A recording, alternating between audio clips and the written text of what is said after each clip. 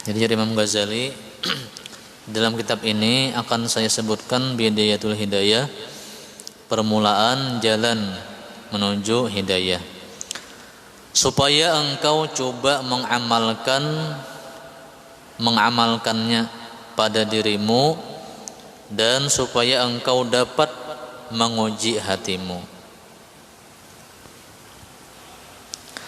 Seandainya engkau dapati hatimu cenderung kepadanya dan nafsumu mau mengikuti arahannya, dan ia dapat memberikan perhatian yang sewajarnya, maka nanti engkau akan sampai kepada nihayatul hidayah, hingga engkau mampu mengharungi lautan ilmu yang luas ini. Tetapi jikalau engkau mendapati hatimu tidak memberi perhatian kepadanya, dan nafsumu suka berlambat-lambat dalam melaksanakan perintahnya, maka ketahuilah bahwa kecenderunganmu dalam menuntut ilmu itu sebenarnya hanya tunduk kepada perintah syaitan yang terkutuk, yang mau menipu engkau dengan bermacam-macam tipu dayanya, sehingga engkau akan terjerumus ke dalam jurang kecelakaan. Akan dijelaskan tentang ilmu macam-macam, namun kita kawa melaksanakannya, untung pun kita ini menuntut ilmu cuma kada mau amalkan. Itu berarti karena tipu daya syaitan. Menuntut ilmu cuma dia amalkan, berarti dia ditipu oleh syaitan. Syaitan sebenarnya bermaksud supaya engkau melakukan kejahatan, padahal engkau menyangka bahwa engkau telah berbuat kebaikan.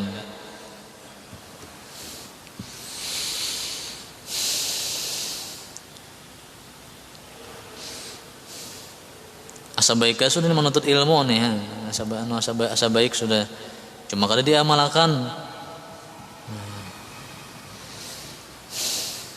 Syaitan sebenarnya bermaksud supaya engkau melakukan kejahatan, padahal engkau menyangka bahwa engkau telah berbuat kebaikan.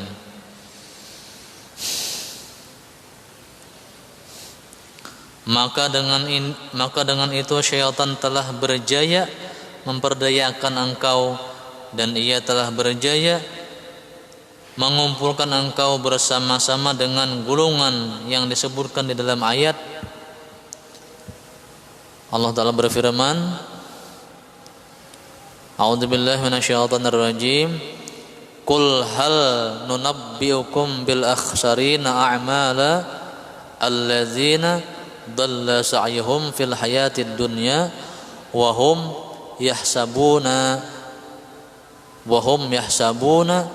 annahum yuhsinuna sun'a. Surah Al-Kahfi ayat 103 sampai 104.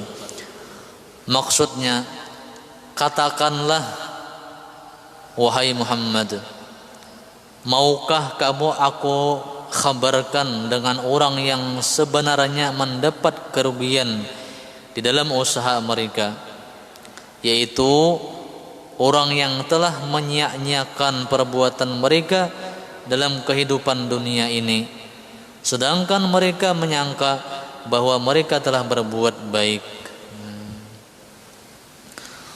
Menyia-nyiakan perbuatan dalam dunia, tapi menyangka berbuat baik, itu adalah orang-orang yang mendapat kerugian.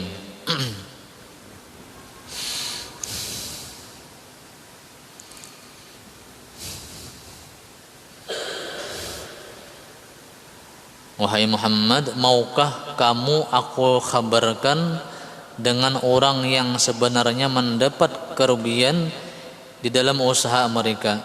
Siapa yang mendapat kerugian dalam usaha mereka? Yaitu orang yang telah menyia-nyiakan perbuatan mereka dalam kehidupan dunia ini, sedangkan mereka menyangka bahwa mereka telah berbuat baik.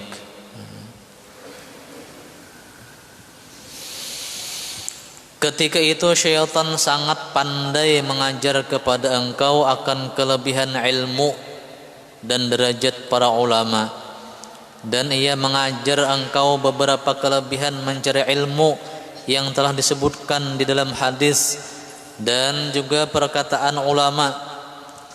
Sedangkan syaitan dengan sengaja melupakan engkau daripada seumpama sabda Rasulullah sallallahu alaihi wasallam yang berbunyi, man izdada ilman walam yazdad hudan lam yazdad minallah illa bu'da. Artinya, siapa yang bertambah ilmunya sedangkan hidayahnya atau amalannya tidak bertambah, maka ia hanya bertambah jauh dari rahmat Allah Subhanahu wa taala. Ilmu bertambah, cuma amaliyah kada bertambah-tambah. Maka ia hanya bertambah jauh dari rahmat Allah taala.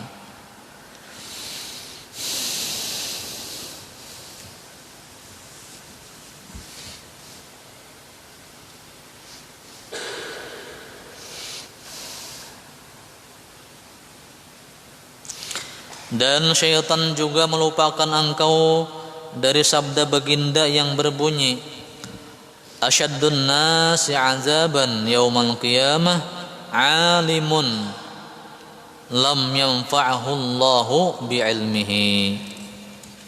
Artinya, orang yang paling pedih siksaannya pada hari kiamat nanti ialah orang yang alim yang tidak memberi manfaat akan dia oleh Allah Ta'ala dengan ilmunya.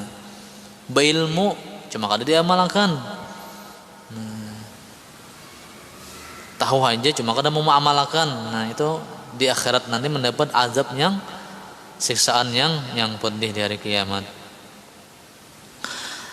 Padahal Rasulullah SAW selalu berdoa mengajarkan kepada umatnya. Nabi sering membaca doa ini, Allahumma inni a'udzubika min ilmin la yanfa' wa qalbin la yakhsha' wa amalin la yurfa' wa du'ain la yusma'. Artinya, ya Allah, aku berlindung dengan engkau daripada ilmu yang tidak memberi manfaat. Ya Allah, aku berlindung dengan engkau daripada ilmu yang tidak memberi manfaat. Dan aku berlindung dengan engkau daripada hati yang tidak khusyuk. Dan aku berlindung daripada engkau daripada amalan yang tidak diangkat, itu tidak diterima. Dan aku berlindung kepada engkau ya Allah daripada doa yang tidak didengar, tidak dikabulkan. Ada jadi doa Nabi ada berlindung daripada ilmu yang tidak bermanfaat. Artinya berilmu cuma kada diamalkan, kada bermanfaat yang rannya. Jadi mudahan kita nang berilmu ini kawam amalkan. Nang apa kita nang sudah kita sudah belajar, kita amalkan.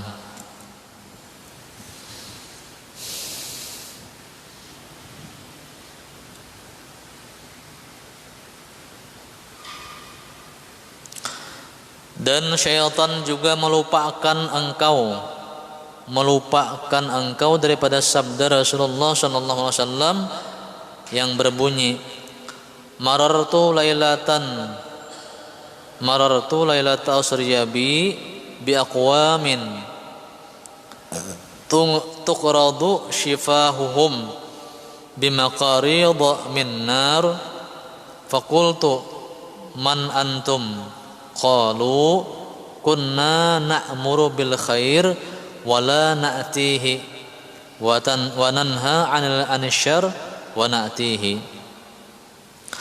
Artinya jar Nabi kita, aku melalui pada malam aku diisrakan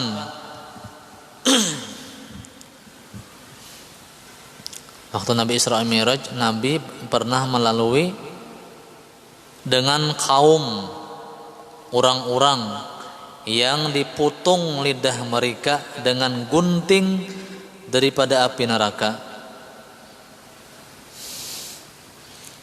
Maka aku bertanya aja Nabi, siapakah kamu ini? Siapa buani kamu nih? Kenapa mati lidah diputung dengan gunting yang terbuat dari api neraka? Mereka menjawab, kami adalah orang-orang yang suka menyuruh orang lain berbuat kebaikan, tetapi kami tidak melakukannya. Dan kami suka melarang orang lain meninggalkan kejahatan, tetapi kami mengerjakannya. Ini hati-hati buan tuan guru kan, buan para syekh khatib mengajak orang berbuat kebaikan, melarang orang berbuat kejahatan.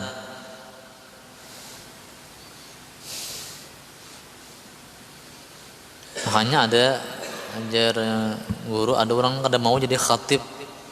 Si Din ini kada mau jadi khatib. Nama khutbah Jumat tuh nah ada akun sini disuruh. Karena di situ berat anuannya lah, mengajak orang berbuat baik dan mencegah orang berbuat nang jahat. Namun seorang mengajak orang berbuat baik, seorang kan menggawi. Ini nang pedih anunya yang dikhawatirkan ini nah. Di akhirat nanti diputung lidah mereka dengan gunting daripada api neraka. Bisa apa ngarannya, membawai orang aja. Seorang kada melaksanakan, bahaya.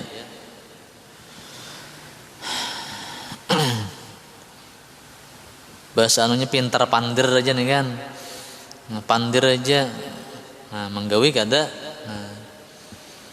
Di akhirat nanti gunting lidah mereka, diputung lidah mereka dengan gunting daripada api neraka.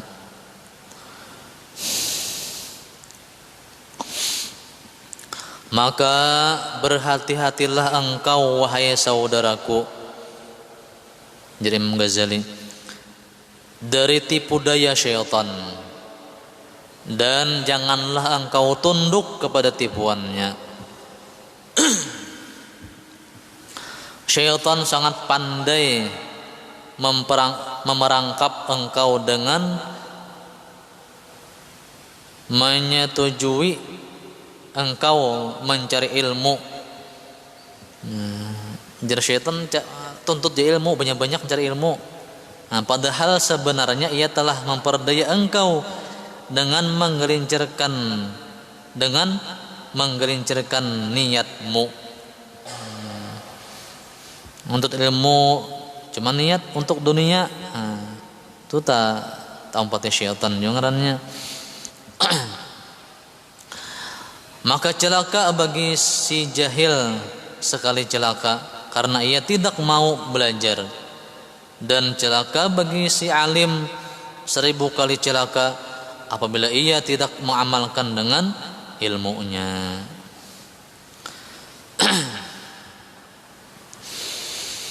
Dan ketahuilah bahwa manusia di dalam menuntut ilmu itu terbagi kepada 3 keadaan. Manusia dalam menuntut ilmu terbagi kepada 3 keadaan.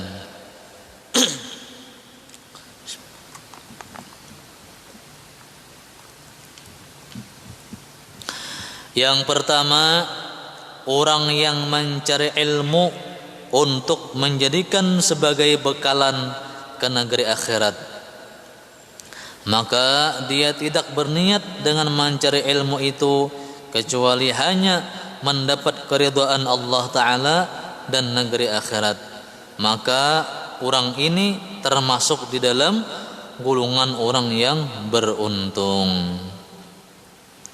Nah, kita nih menuntut ilmu niat untuk mengamalkan supaya kau beramal kan, untuk ke negeri akhirat dan untuk mendapat dari Allah Ta'ala.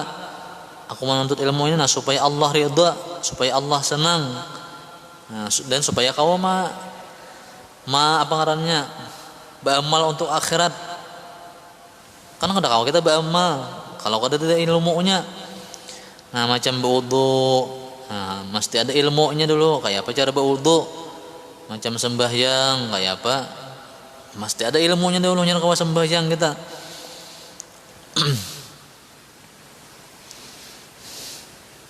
Jadi orang yang mencari ilmu untuk menjadikan sebagai bekalan ke negeri akhirat, ngesan beramal kan, beramal beribadah, karena perlu ilmu dahulu.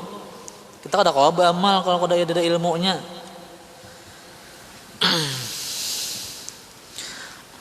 Maka dia tidak berniat dengan mencari ilmu itu kecuali hanya mendapat keridhaan Allah Ta'ala. Mencari ilmu niat hanya karena mencari ridha Allah Ta'ala, supaya Allah senang dengan kita, supaya Allah ridha dengan kita, dan untuk mendapatkan negeri akhirat, supaya di akhirat kita selamat. Kalau kita kada berilmu supaya di akhirat selamat.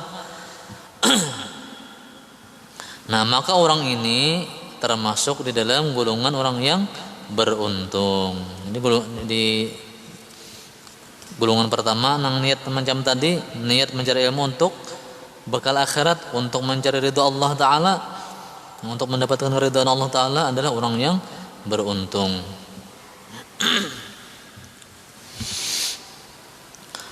Kemudian yang kedua, orang yang mencari ilmu untuk mendapatkan keuntungan yang segera, keuntungan dunia, dan mendapatkan kemuliaan, pangkat, dan harta benda, sedangkan dia sendiri menyadari hal ini dan merasakan di dalam hatinya akan kejahatan keadaan yang sedang dialaminya dan kehinaan maksudnya. Berniat menuntut ilmu ini supaya dapat pangkat, dapat kemuliaan, dapat harta. Ini berniat menuntut ilmu supaya dapat kemuliaan, supaya dipuji orang, supaya disanjung orang. Nah, supaya dapat harta, dapat pangkat. Tapi sadar, niatnya macam itu sadar jadinya. Maka orang ini adalah berada di dalam golongan yang berbahaya. Jikalau dia mati sebelum sempat bertaubat, maka dikhawatirkan ia mati dalam keadaan su'ul khatimah. Mati kada bagus akhirnya. Orang yang menuntut ilmu niat supaya dipuji orang, niat supaya dapat jabatan, supaya dapat pangkat, supaya dapat harta benda. Cuman sadar jadi hatinya niatnya macam itu.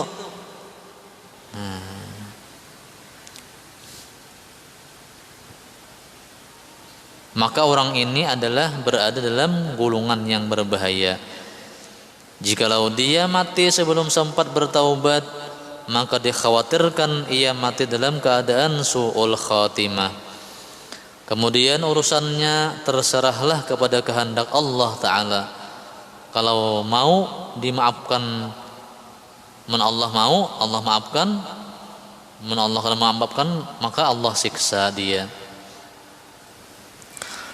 Tetapi kalau dia mendapat taufik sebelum matinya, lalu ia bertaubat dan sempat mengamalkan ilmu yang telah dituntutnya, dan sempat pula membuat pembetulan terhadap apa yang tercedera dan terkurang, nah maka dia bisa dikumpulkan bersama golongan yang beruntung. Jadi hanya berniat menuntut ilmu asalnya niatnya supaya dipuji orang, supaya dapat pangkat, supaya dapat jabatan, supaya dapat harta benda, sadarainya. Nah, kemudian taubat, niatnya menuntut ilmu semata-mata karena mencari ridha Allah Ta'ala, karena untuk bekal akhirat. Maka dia bisa dikumpulkan bersama golongan yang beruntung. Karena orang yang bertaubat dari dosanya sama seperti orang yang tidak berdosa. Karena orang yang bertaubat dari dosanya sama seperti orang yang tidak berdosa. Kemudian yang ketiga, orang yang telah niat menuntut ilmu nih, orang yang telah dikuasai oleh syaitan, maka ia menjadikan ilmu yang dituntutnya itu sebagai alat untuk menghimpunkan harta benda dan bermegah-megah dengan kedudukannya, dan merasa bangga dengan banyak pengikutnya. Menuntut ilmu supaya dipuji orang, supaya banyak murid, supaya banyak pengikut, supaya diagung-agungkan manusia. Dia menggunakan ilmu yang dituntutnya itu untuk mencapai segala hajatnya, dan untuk mengaut keuntungan dunia. Walaupun demikian dia masih terperdaya. Ini kada sadar niatnya macam itu, pada kada bagus niatnya. Ada orang yang kedua tadi kan sadar aja pada niat kada baik, sadar aja sempat bertaubat, antar masuk orang beruntung. Ada ini kada sadar niat kada bagus. Walaupun demikian, yang namanya menuntut ilmu tadi niatnya untuk mengumpulkan harta benda,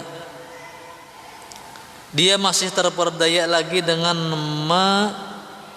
sangkaannya bahwa dia mempunyai kedudukan yang tinggi di sisi Allah Ta'ala.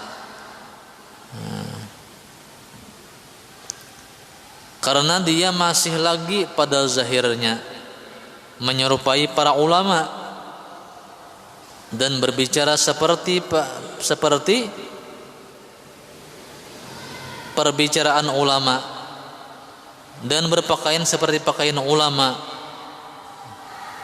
padahal zahir dan batinnya penuh dengan tamak dan luba di dalam menghimpun kekayaan dunia.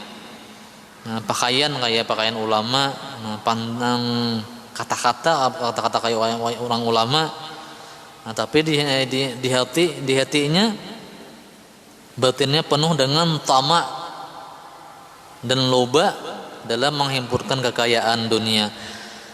Maka orang yang seperti ini termasuk di dalam golongan orang yang binasa, jahil, dan tertipu dengan tipu daya syaitan.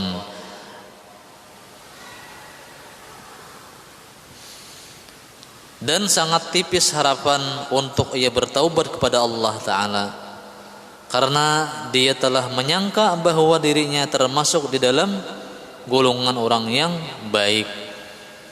Menyangka baik padahal ada. Padahal ia telah lupa akan firman Allah Ta'ala, ya ayyuhallazina amanu lima taquluna ma la taf'alun. Maksudnya, wahai orang-orang yang beriman, kenapa kamu memperkatakan barang yang tidak kamu amalkan? Pandir kayak ulama, pakaian kayak ulama, cuma gawian kada sesuai. Niatnya kada bagus. Ini orang termasuk orang nang binasa. Dan orang ini sebenarnya termasuk di dalam golongan yang dimaksud oleh Rasulullah SAW dalam sabda beliau, ana min ghairid dajjal akhwafu alaikum minad dajjal. Faqila ma huwa ya Rasulullah? Faqala ulama usu. Artinya, selain daripada dajjal, jar Nabi kita, ada satu perkara yang sangat aku khawatirkan lebih daripada Dajjal. Kan Dajjal ini terang-terangan mengajak umat manusia untuk kafir. Kan Dajjal ini mengaku Tuhan. Di akhir zaman nanti Dajjal akan keluar, dia mengajak umat manusia untuk kafir kepada Allah. Ianya mengaku Tuhan. Dan memang ada anehnya, belajarnya hujan, belajarnya panas, lanjuran dilanjur Allah Ta'ala. Dajjal itu Dajjal ini belanang membangkang, pacangan sakit, kalau kadang mau menuruti kehendaknya.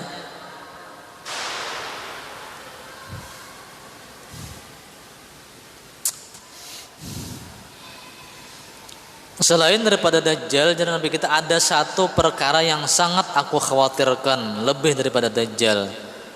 Lalu ada orang yang bertanya, apakah itu wahai Rasulullah?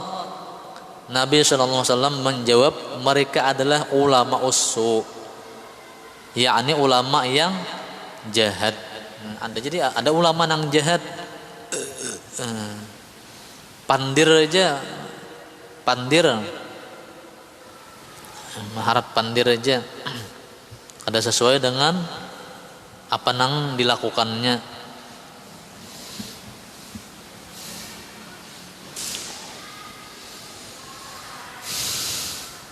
Mengajak orang berbuat baik, tapi sedangkan ini kadang melaksanakan. Melarang orang berbuat nang jahat, dia sendiri melakukannya. Nah, itu ulama ussu, ulama nang jahat.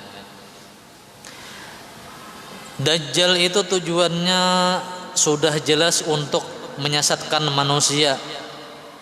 Tetapi ulama ussu ini, ulama jahat ini, walaupun lidahnya pandai memalingkan orang lain dari cinta dunia, namun amal dan perbuatan mereka adalah mengajak orang lain membuat kejahatan.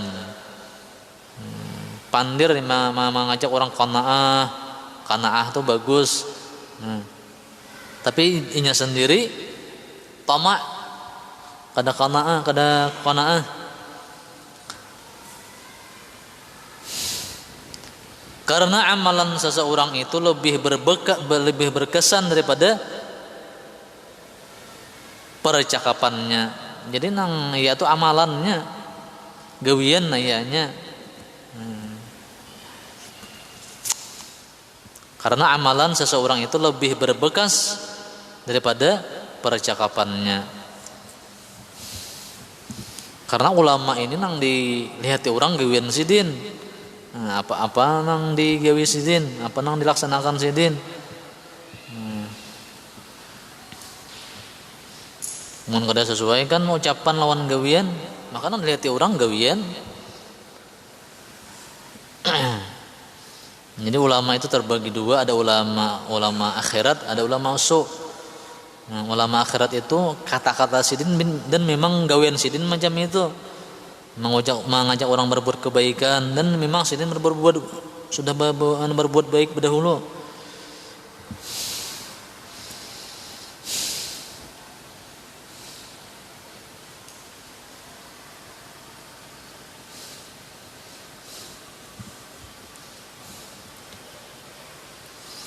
Maka apa yang dirusakkan oleh ulama ussu ini dengan perbuatan mereka lebih banyak daripada apa yang dapat dibaiki oleh lidah mereka.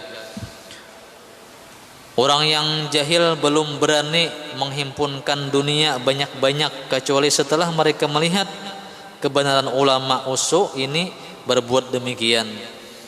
Orang awam kada mengumpulkan harta sebanyak-banyaknya. Tapi ketika melihat nang ulama ussu ini mengumpulkan harta, lalu handakai juga mengumpati. Maka jadilah ilmu yang ada pada mereka itu sebab keberanian orang banyak membuat bermacam-macam maksiat. Maka inilah yang dikhawatirkan oleh Nabi kita Muhammad sallallahu alaihi wasallam. Wallahu alam bissawab. Al-Fatihah. A'udzu billahi minasyaitonir rajim. Bismillahirrahmanirrahim. Alhamdulillahirabbil alamin arrahmanir rahim maliki yaumiddin. Iyyaka na'budu wa iyyaka nasta'in. Shiratal ladzina an'amta 'alaihim ghairil maghdubi. Bismillahirrahmanirrahim. Alhamdulillahirabbil alamin. Allahumma shalli wa sallim wa barik ala sayyidina Muhammad wa ala alihi wa sahbihi ajma'in. Allahumma anfa'na bima 'allamtana wa 'allimna ma yanfa'una wa zidna 'ilman wa hudana taufiqan bi rahmatika ya arhamar rahimin. Rabbana atina fid dunya hasanah wa fil akhirati hasanah wa qina 'adzaban nar. Wa sallallahu ala sayyidina Muhammad wa sallam. Alhamdulillahirabbil alamin.